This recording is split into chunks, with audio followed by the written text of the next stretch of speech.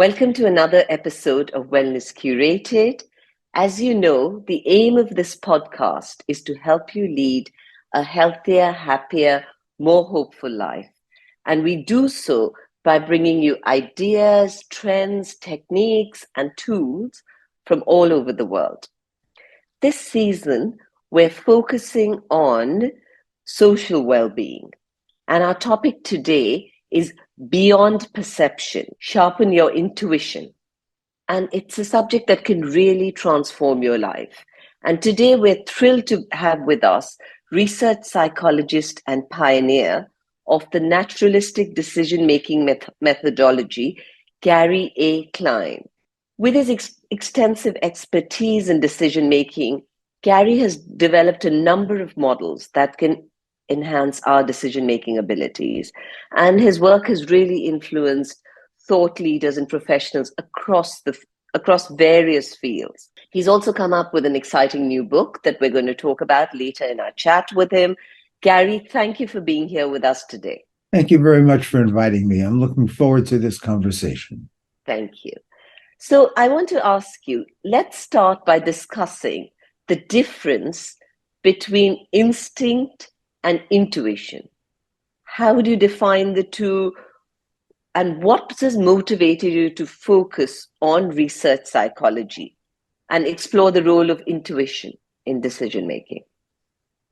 Okay, so these two terms can be defined in different ways. There's no official definition, and so there's an opportunity for confusion. Here's the way I would distinguish them. Instinct is wired into us. And so we see it in humans, in animals.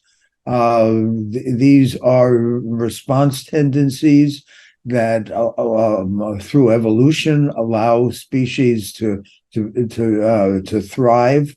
And so this is something that we're born with, these kinds of instincts. Intuition is not something we're born with. Intuition is something we develop through experience. And it drives the way we build our expertise, and it has a major role in the way we make decisions. What got me interested in intuition? Why did I decide to study it? I didn't. I never decided to study intuition. I was just interested in decision making, and I wanted to know how can people make rapid decisions, like pilots or physicians, nurses, firefighters.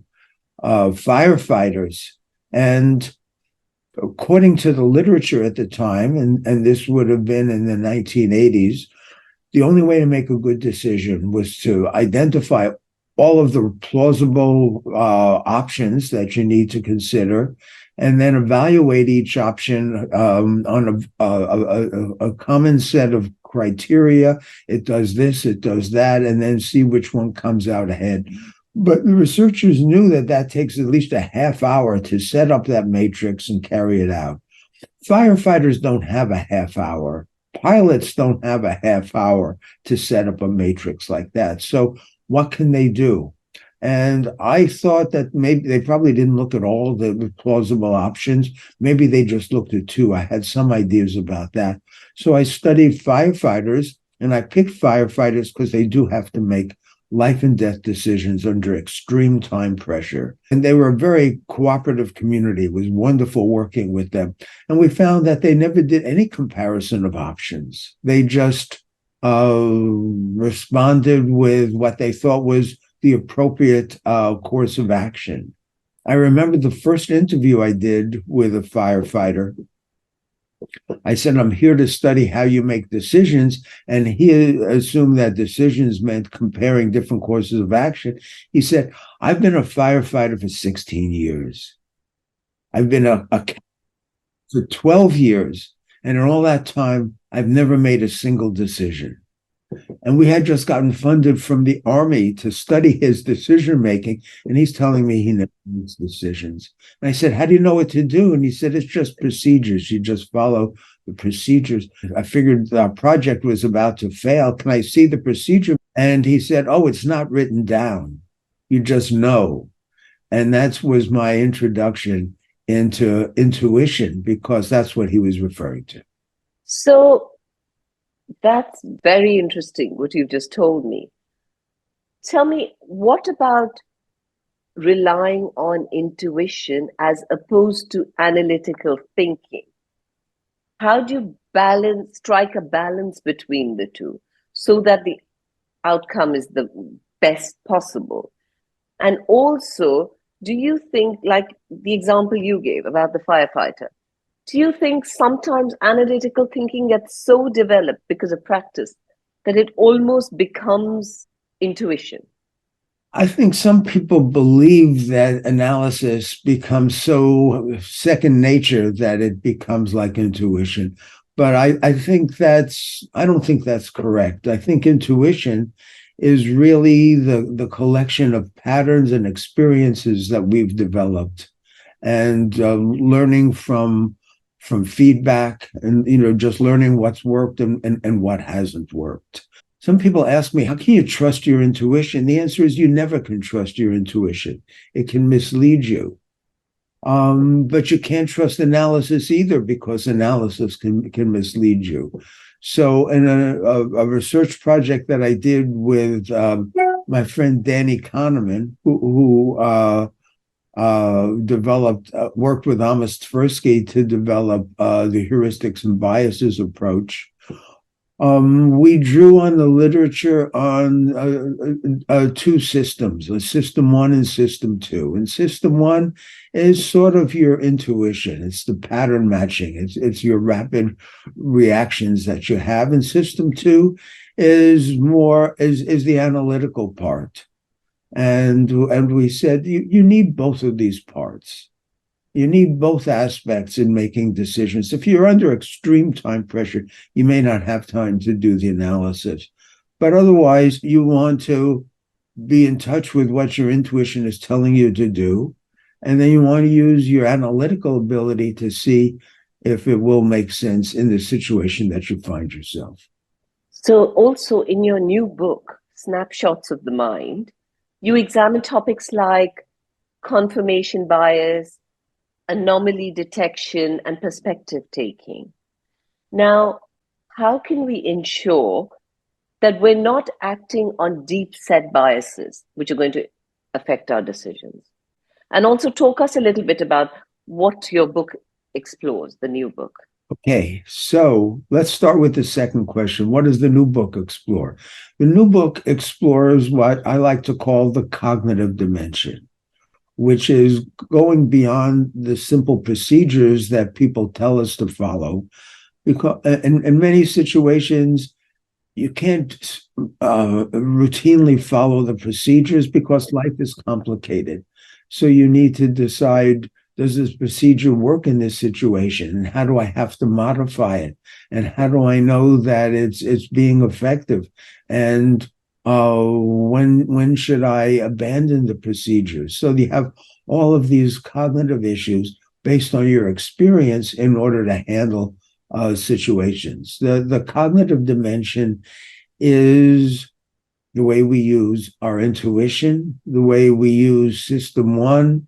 It's the way we are able to make sense of situations. It's the way we are able to judge the plausibility of situations and build stories to account for things. So there's just a marvelous capability that I'm calling the cognitive dimension. And many people seem unaware of it. They think that the whole work, everything they do can be mastered by just following procedures and getting more procedures that they've learned that they can apply. And that's not enough. Now, your first question, how can you be sure that you're not being biased? And the answer is you can never be sure that you're not being biased. But I don't like the idea of biases because that suggests that there's something wrong with our thinking. And our thinking is wonderful. I mean, our capabilities are wonderful. Look what we have created in the last several millennia. Look what we've created in the last 5 years or even the last year in terms of different technologies that have been developed. We wouldn't have developed those things if we were riddled with biases and hopelessly irrational.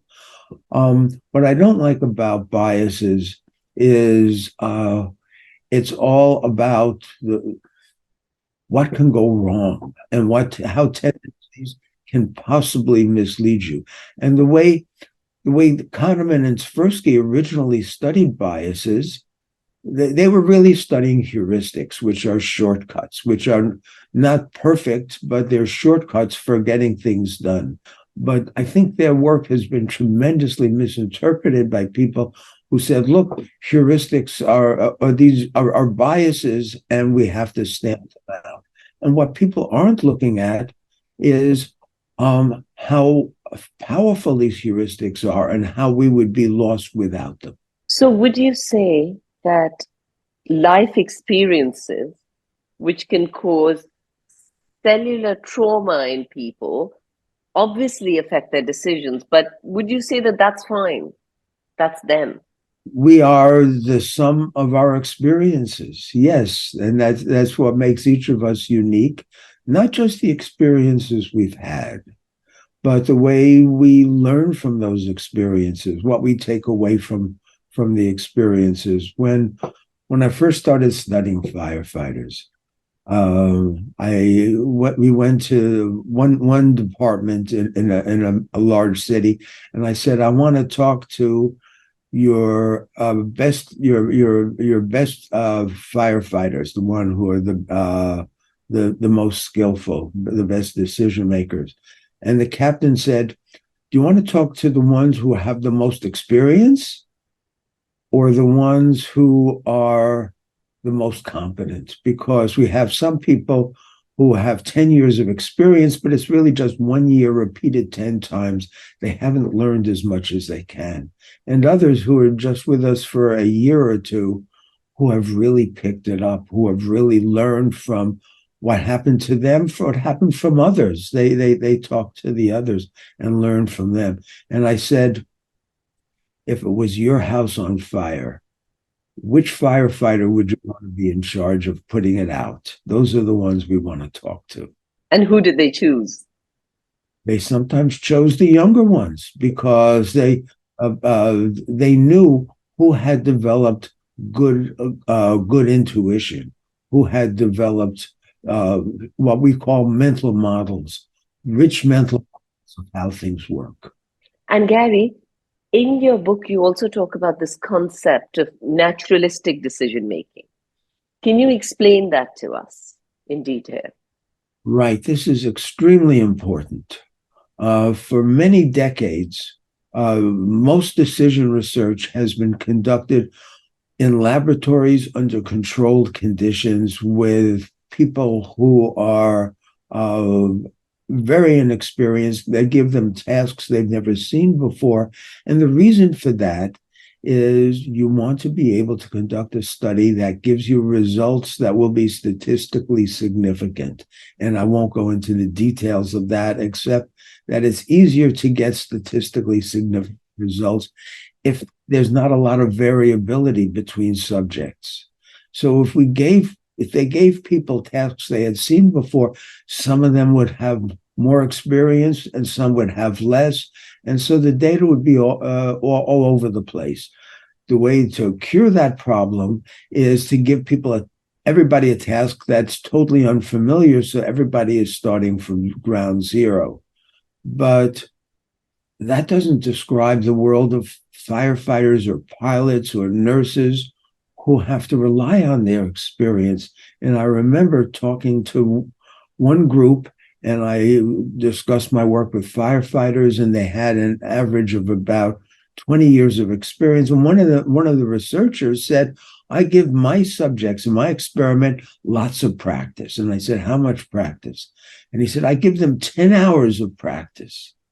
And I thought, 10 hours versus 20 years, you can't even make that comparison.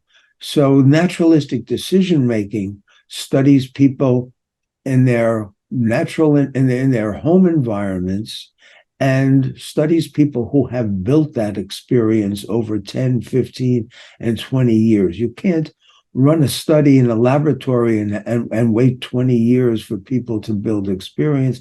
You have to get out of the laboratory and work in messy situations where there's lots of uncertainty. People perform tasks, there may not be a right answer.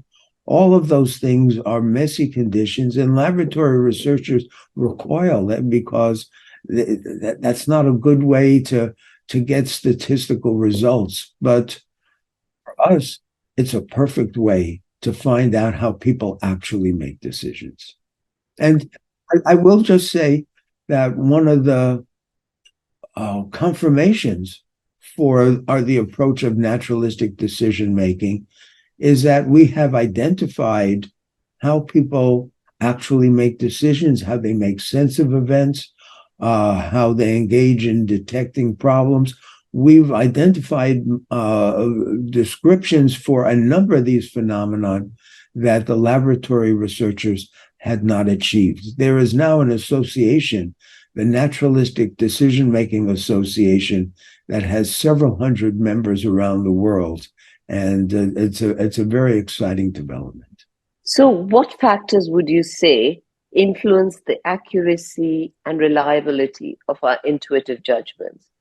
And potentially what cloud our judgments based on this study? All right. So what influences it? There's an article that I wrote with Danny Kahneman about the conditions for intuitive expertise. And what you want is to work in an area that's not chaotic, because if everything is going to be totally random, there's no chance for building expertise or learning how to be more effective. So there's got to be some stability in the environment that in which you're working. You want to be able to get feedback, usually rapid feedback, and reasonably accurate feedback. And so if you have that opportunity to get that kind of feedback and to use that to reflect back on what you did and what you could have done better, those are the conditions that allow you to build skills at making decisions. What can get in the way? One of the things that can get in the way is fixation, where your intuition is telling you, here's what's going on, here's what I need to do, but it might be wrong. And people don't re-examine their impulses. And if you get it wrong, there's going to be signals. If you've misunderstood a situation and you think you're handling it appropriately, you're going to be encountering anomalies. That shouldn't have happened. That shouldn't have happened. And as you continue, you'll encounter more of those anomalies. Where people go wrong is they ignore those anomalies. You can't respond to every anomaly, but we see people fixating, holding on to their original idea, even as the evidence mounts that their original idea is wrong. That's something that clouds people's judgment. And I think they can work on that. I had one physician tell me he had a 2 strikes rule. If he encountered an anomaly that he wasn't expecting, that's why it was an anomaly. Okay, sometimes things happen, but the second time there was an anomaly as he was working with a patient, that was his wake-up call. Let me go back to the beginning and rethink it. Maybe I got it wrong. Right. Okay. And also, you come across people who feel like that they always make bad decisions. So they feel they cannot trust their intuitive insights. What advice can you give people like that? And how can we help? All right. So if we're working in a group, we want people like that in our group who will keep us from going off after following the impulsive members who think they're always right. So you want a balance of different types of people. But what can we tell the individual who he thinks I'm always getting it wrong? I suspect they don't always get it wrong. I think what they're responding to is just a few episodes where they got it wrong. and those have caused them pain, and those have made them reluctant to act, and feeling that they've got to maybe uh, rely on analysis, even where analysis doesn't apply.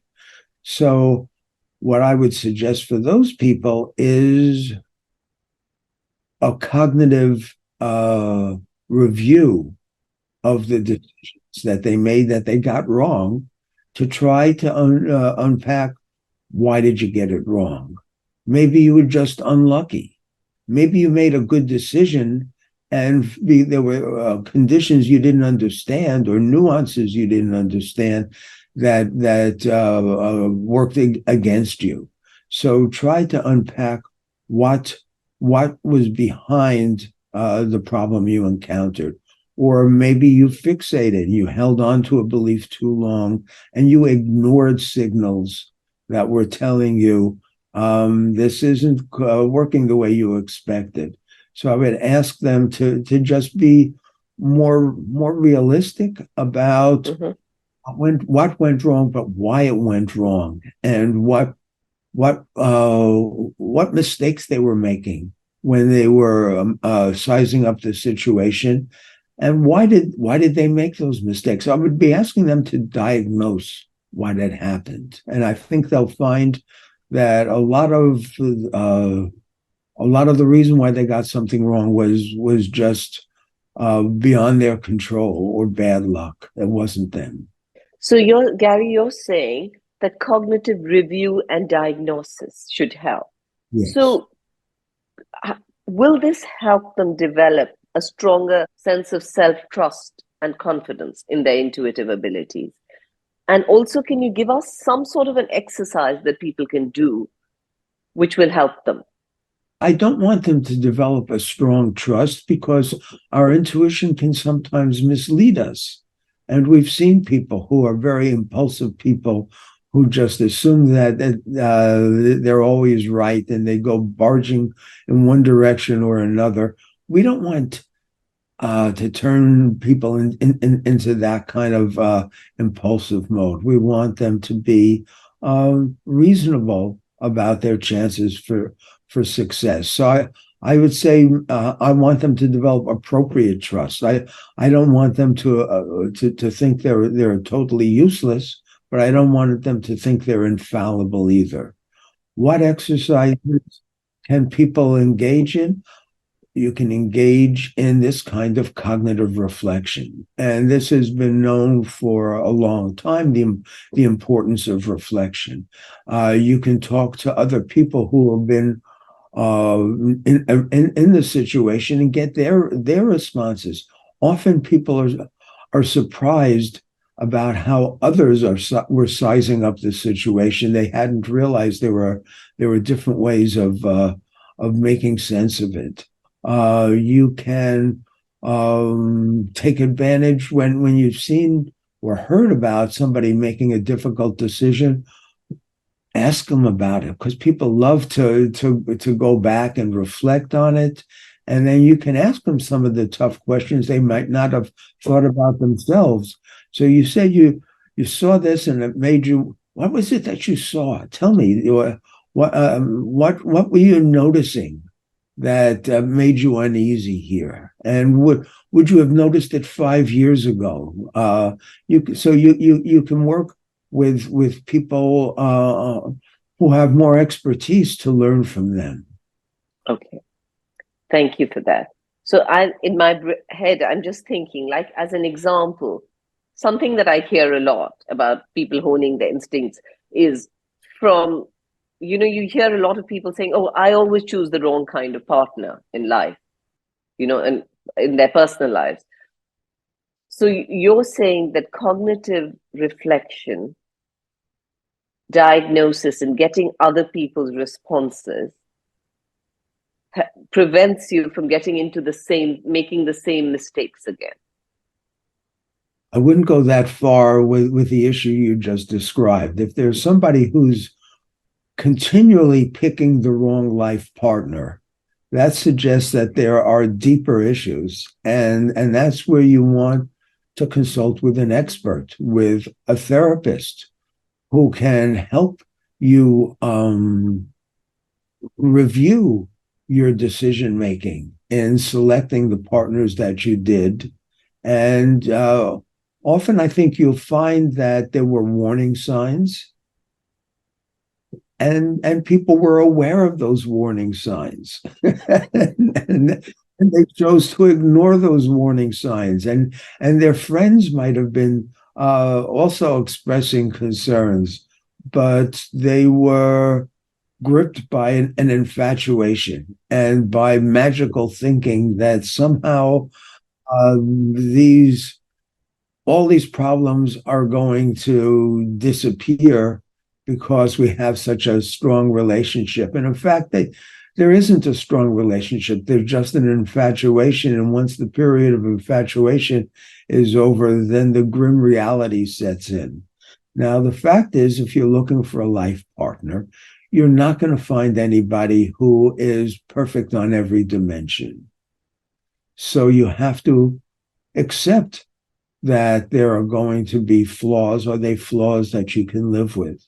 And you have to accept that you have flaws. And the person is going to have to tolerate your flaws, or find ways of not being sidetracked or antagonized by it. So that's part of the excitement of a relationship, is that type of negotiation, rather than the delusional state that we get into when we're in an infatuation. And we think that this other person has no flaws at all, and is just a perfect individual. Also on your website, Gary, you've listed several models that, in the context of honing one's instinct. Now, I know this is a short conversation and we can't go into every model, but could you explain a little bit about that in terms of honing one's instinct? So, because we are naturalistic decision makers, we work in these messy environments where people perform tasks and nobody knows if they handle the tasks perfectly. There's no, the goals may be vague and open for discussion. There may be other people that have to be brought into the conversation. Pressure may be very high, and you may not have, usually we don't have all the experience we would like, but that's the hand we're dealt. We have to make a decision based on who we are and how we're thinking about it. So we study these different domains. And our first breakthrough was, how did people actually make decisions? Then we wanted to know, how do people make sense of situations? And a lot of that is based on story building. So now we're looking at how people build stories, how individuals build stories, how organizations can use the stories. Organizations have this wealth of stories that they can harvest, and they ignore those kinds of stories because they think everything can be boiled down to a procedure, but it can't. We investigated insight. That was one of my favorite projects, and it's one of my other books, Seeing What Others Don't, to try to understand where insights come from, because insights are new ideas. And I studied 120 examples of insights to see what was going on in all of them. And I found that there wasn't just one path to an insight, but I put them in different categories, and I found 3 different paths. Some of our insights come because we put the pieces together, and now we've created a new notion. Some of the insights come because the pieces don't fit together, and that tells us that there's something wrong with our beliefs, or our beliefs are going to have to change. And sometimes we use anomalies to identify flawed beliefs that we have to give up so that we can escape from that fixation. I'll give you a story. We heard about this in our work with police officers.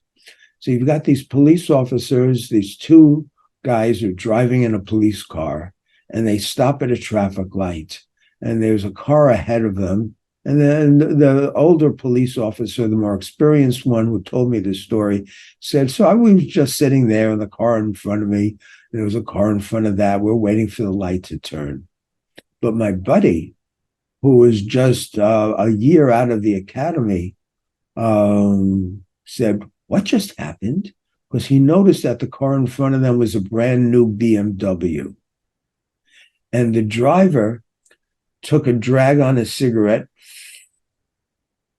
and then flicked the ashes.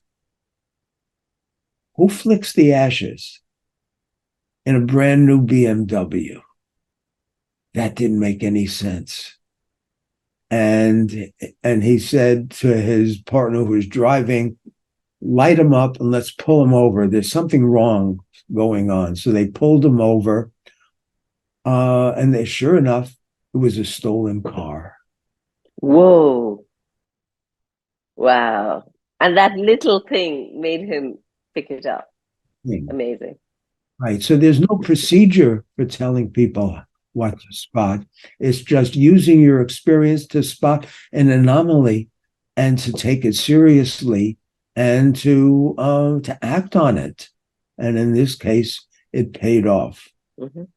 And that was an insight. And so we have a triple path model of insights, the three paths that I just described. And you said insight when pieces fit together, the three parts of when pieces fit together, when they don't fit together, and anomalies. Those three. Right. Wonderful. And also in your book, The Power of Intuition, you talk about the pre-mortem technique. Would you explain that to us? We never developed this as a technique, and it's become amazingly popular around the world, and all sorts of people are using it. And I'm continually surprised by people, telling me how helpful it's been. So here's what happened with the pre-mortem. My original research company that I founded in 1977, sometime about 10 or so years later, I noticed that most of our projects were very successful, but not all of them. And when the project wasn't successful, we would do an after-action review. You could call it like a post-mortem of what went wrong, what failed here. And I wondered, why can't we do that post-mortem at the beginning to make ourselves smarter as we're getting started on this project? Because we have a kickoff meeting when we start a project.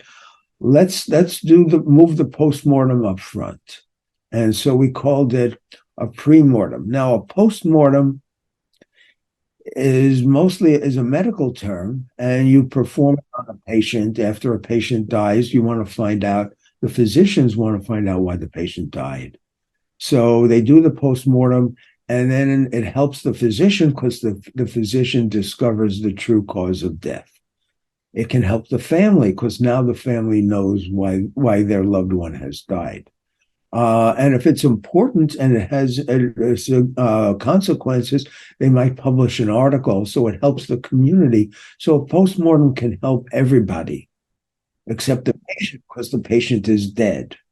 So we said, let's move the postmortem up front before we fail and see what happens. And the way a pre-mortem works is we have the team. We've done the kickoff meeting until we only have about 20 or 30 minutes left in the kickoff meeting. And everybody knows what they're supposed to do, what the plan is, or it's all been worked out. And then it's time for the pre-mortem. So I tell everybody around the table, all right, now we're going to do a pre-mortem. I want you to just relax in your chair. And I want you to imagine that we have done this project and it's 6 months from now, maybe a year. and it's failed. It's been a disaster. I'm looking in a crystal ball, and the crystal ball never lies. And we know this project has failed. Now, you're all smart people. Take 2 minutes and write down all the reasons why it failed, starting now. And then everybody starts writing down all the reasons they can think of why the project fails. And then 2 minutes are up, and then I go around the room to see what people have written down, and I put it on a whiteboard so we collect it all.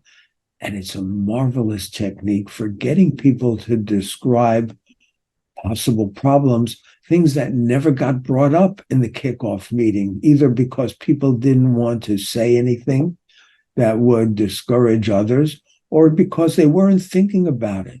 But this crystal ball exercise liberates them and now allows them to think, well, if it failed, here are the reasons. Here's what could have gone wrong. And we have made major discoveries, and other people have made important discoveries as they have used the pre-mortem. Plus, the pre-mortem sets the culture for the team, because this is a team that is not afraid to voice criticisms or to voice concerns, rather than trying to pretend everything is going perfectly. So you're talking about projects here and corporates. Can you also apply this, say, to individuals? So like we were talking about relationships earlier. So you come back to a relationship here and say, can you work backwards? Would it still work? Why would it potentially fail? I do know a friend of mine who's a therapist who has used this with patients. I think this, I don't see any reason why you couldn't. I think this it would take courage, because now you're talking about somebody who's gripped by infatuation. But if the person can really do it, can really try, I think it'll be a wonderful exercise. So now you're about to get married in about 3 or 4 months, and I'm looking in a crystal ball, and I'm looking, and it's now 4 years from now. Oh, and I see you in a lawyer's office, and you're drawing up the divorce papers, and this is very sad and very, very tragic for you. So you have 2 minutes. What went wrong? What happened that got you into that lawyer's office? I would run it that way, make it as concrete as possible, and say the crystal ball never lies. So you know that this has failed. Write down the problems that you can identify. And Gary, you wrote this wonderful book called Sources of Power. And I think Malcolm Gladwell's mentioned it in his book, The Blink. In there, you talk about pattern recognition skills. You talk about the recognition prime decision model. Will you explain that to us? I mean, the way to do research is you have a theory and you do the research to test the theory. We didn't have any idea what we were going to come up with. This was a total surprise to us. We were studying firefighters and how they could make rapid decisions under time pressure and lots of uncertainty. And we thought they couldn't look at lots of options. Maybe they only looked at 2 options to compare them to each other. That was the story I told you about before, where the firefighter said he's never made a decision because he never had to compare different options. But he actually was making a decision because there were many decision points. He just didn't treat them as decision points because he could use his experience, his intuition, to know what to do. So what we learned was, over the course of 5 years, 10 years, 20 years, we build up a repertoire of patterns. And that is a basis for our experience, for our expertise, for our intuition. And when we encounter a situation, we can draw on these various patterns, and they combine together in various ways to say, here's what I think is going on. So that's the first part of the recognition prime decision model is that recognition, that identification that I've seen this sort of thing before and I know what to do. That's part of the model. However, I remember I told you intuition can sometimes be wrong. So the firefighters said that they relied on this kind of intuition process. But how do you evaluate a single course of action? Because we thought the only way you can evaluate a course of action is to compare it to others to see which is better. But if you're only thinking of one course of action, you have nothing to compare it to. So we looked at our transcripts from our interviews, and we found that what they were doing was they were imagining it. They were saying, if I carry out this course of action in this situation, what can I expect? And they were playing it over in their mind to see how it might work. And they were noticing what might go wrong. So if they didn't see any major problems, then they were ready to carry it out. If they saw some problems, then they would modify the course of action so it became stronger.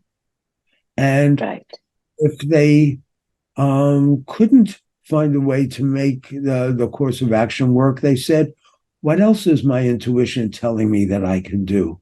And they kept looking through their experience base till they came up with an idea that would be workable. It wasn't necessarily the best, because in their situations, it's not clear what the best is, but they were looking for the first workable solution.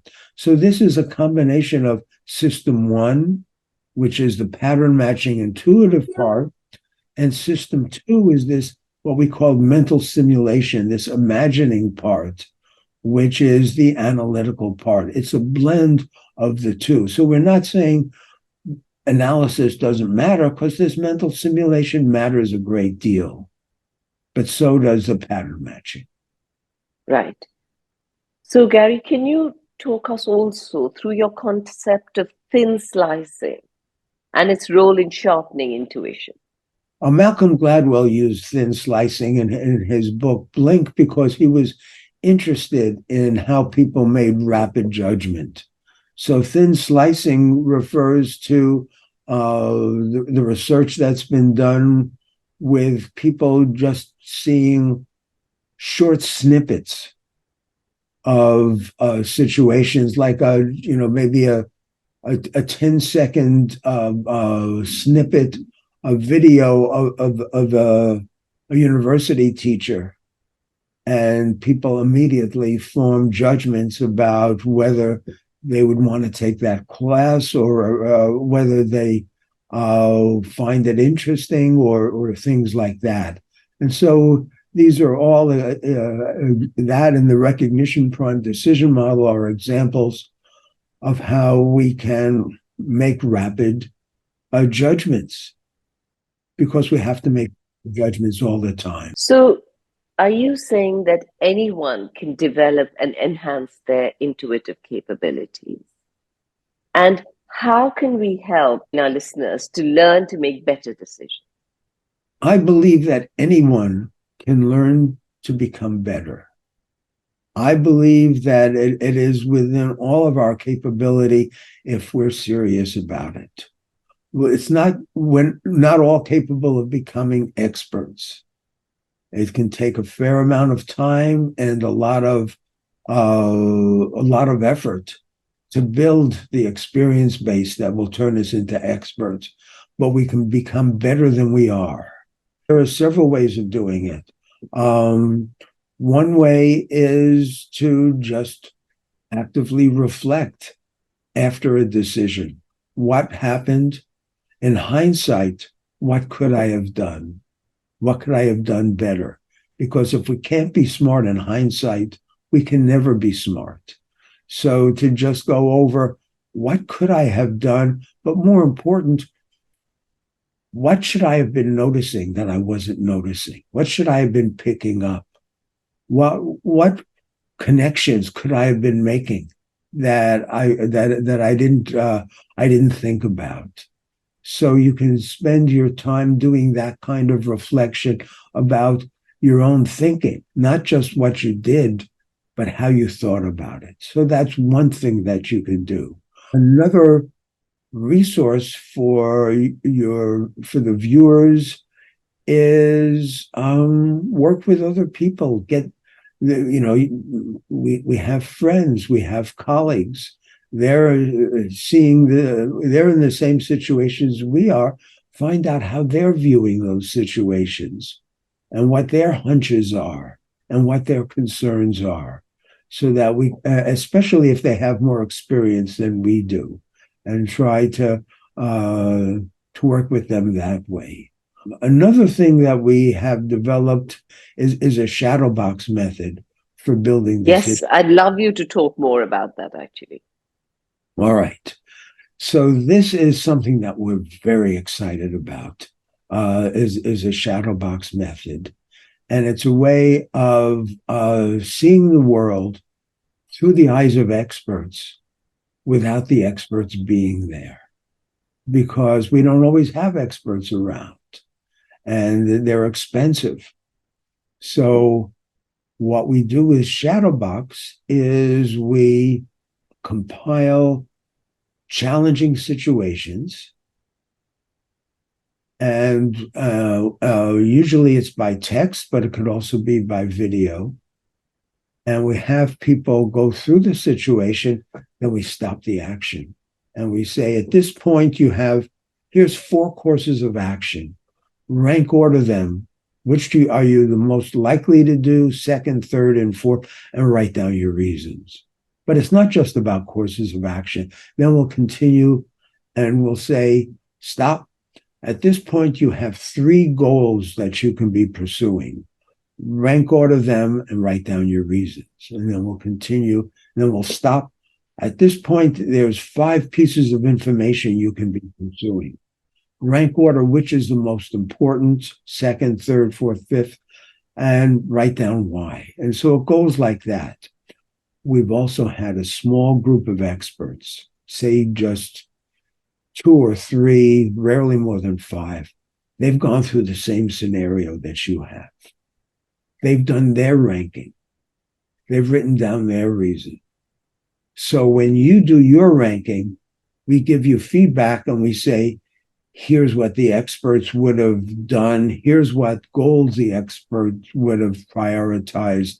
Here's what information the experts would have gone after. And people want to match the experts. That's the game part of it. But the important part is the reasons the experts put down. Here's why this is the most important goal, because these are the things I'm concerned about. And people go, wow, it never occurred to me to be concerned about that. So this is how you're seeing the world, or at least this situation, through the eyes of an expert. And the expert's not there. You could just be doing this on your own. And this is a technique for training decision-making skills. And this is both for organizations as well as for individuals? We haven't developed it for individuals, but we can. And listening to you, I'm thinking that maybe we should develop Shadowbox exercises for individuals, for life decisions about picking careers, picking life partners, child rearing. Mm-hmm. Look, we've gotten is working with Child Protective Services about how to handle some of the really gut-wrenching decisions they have. So we don't have materials like this for individuals, but we certainly could develop that. That's something I'll take away from this interview. I'll take it back to my team and we'll talk about that. Wonderful, wonderful. And you found that, have the corporates found it useful? The organizations you've taken it to? We have a raft of data showing that in just a half a day of training, people match the experts by 25, 30% more than when they started. And we've seen that kind of an effect. Okay. And what advice would you give to individuals who are seeking to cultivate and sharpen their intuition for personal growth, for professional success? The advice is what I've covered before, the kind of cognitive reflection about decisions and what you could have done better, but how did you size it up? And in hindsight, what should you have been realizing? What connections should you have been making? What contradictions could you have been noticing? Just to give yourself a habit of being reflective. Too many people are like the firefighter who has 1 year of experience repeated 10 times. So he'd say, wow, this person's been a firefighter for 10 years, but it's not somebody you'd want putting out the fire if it was your home that was burning down. You don't want to spend all your time in reflection, but you don't want to be mindless and say, well, what's past is past. I can't fix it. Go on. You can't fix it, but you can fix yourself. You can learn from it. Very interesting. That's a really interesting way of looking at it. So, Gary, at the end of every session, we do something called a rapid fire round to summarize the session. So, very quickly, one sign that you're being led by emotion rather than intuition. One sign is that you're reluctant to do a pre-mortem because you don't want to imagine that something that something might be wrong with your choice. And a related sign is just a discomfort with other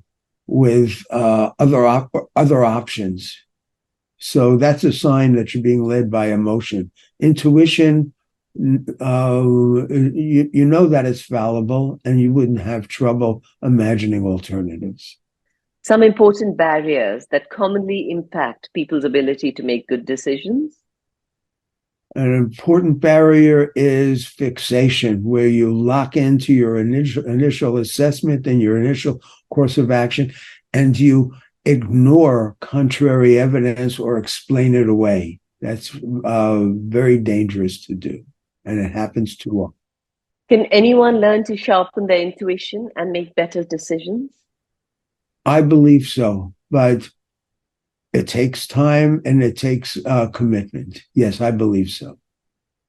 Thank you so much, Gary. That was such a useful session, and thank you for sharing your powerful insights on intuition, decision making, lots of things. Thank you. Thank you for having me on the show. I appreciate it. You're welcome. To my listeners, I hope you learned something new, and I hope we brought you a little closer to leading a happier, healthier, more hopeful life. If you enjoyed it, please press like, and please invite your friends and family to subscribe to our channel. Thank you for being here today, and see you next week.